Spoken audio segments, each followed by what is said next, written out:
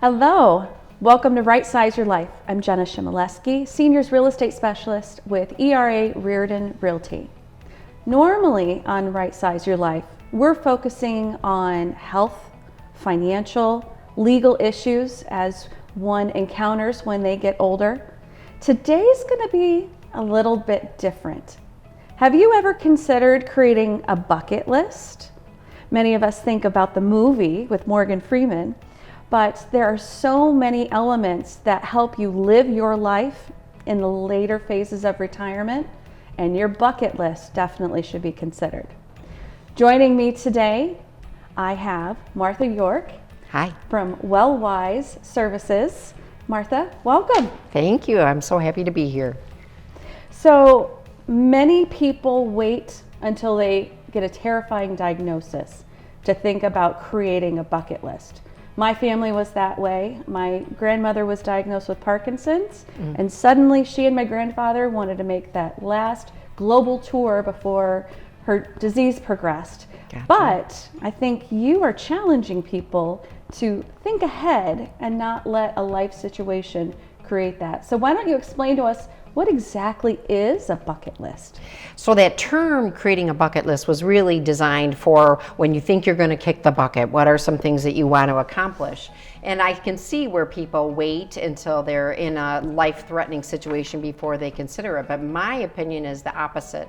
I think that a bucket list really should be about what you really want to do or accomplish in your lifetime.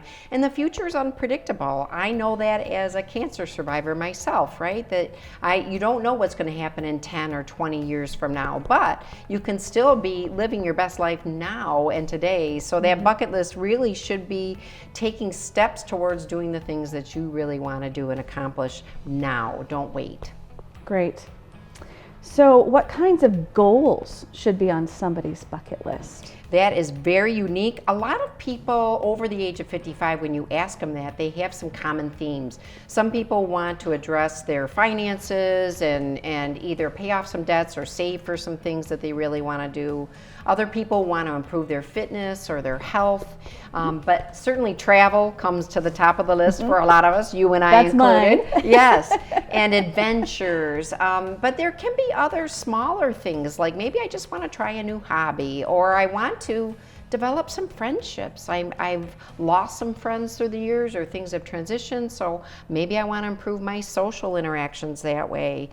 And it can be also things like I want to learn something new, which you can do by taking a class, but you can also just pull up YouTube and get some very simple free ideas on how to do some things that you've never tried before.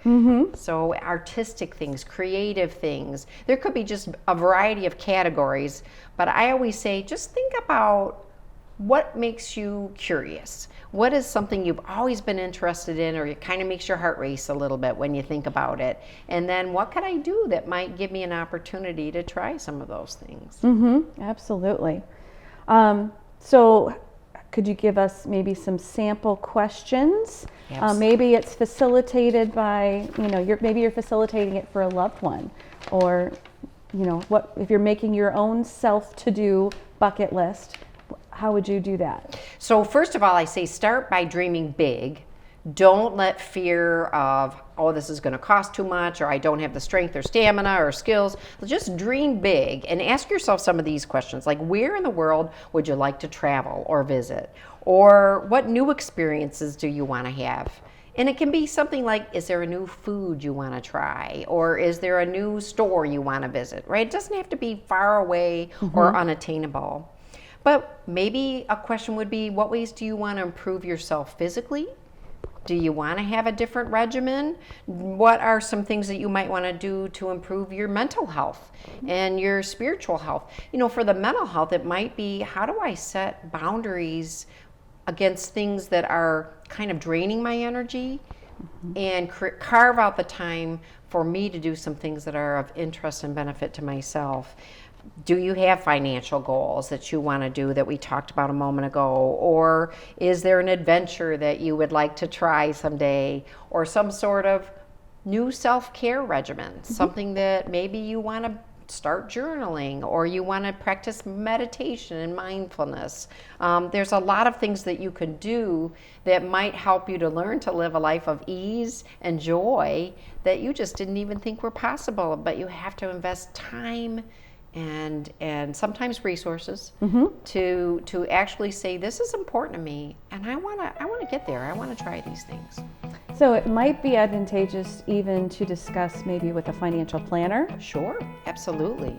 Because some of those goals might be things like a home improvement project or a travel experience, or maybe some people many times will say, I kind of want to help my family out more. There are some things I want to do there. So yes, meeting with your financial planner could help you with carving out some budgeting goals for things like that are important to you. I love that.